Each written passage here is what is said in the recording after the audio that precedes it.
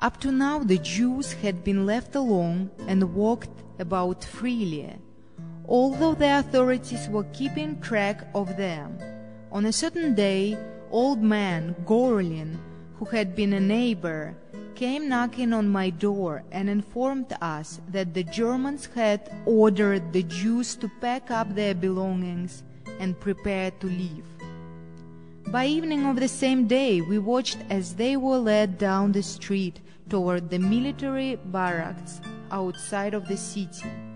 By the time we ran outside, the first column had already passed the house. In front were the rabbis, the doctors and their families, and the Jewish intelligentsia. Next were the elderly, supported under the arms.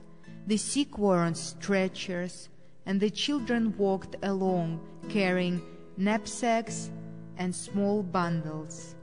The procession moved very slowly. After the last column passed and the convoy had all but disappeared from view, we saw a young woman running with 2 children, desperately trying to catch up. She held an infant under one arm. Clutching her other hand was a 3-year-old girl dragging a large doll. The guards had apparently forgotten about them.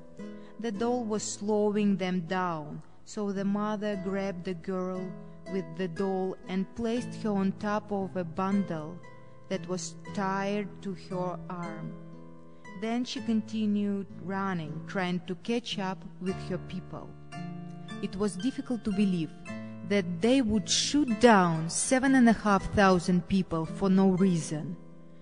But several days later they were executed and buried in those same trenches that we had dug around the city before the Germans arrived. A vile, inhuman, and criminal act had taken place in history.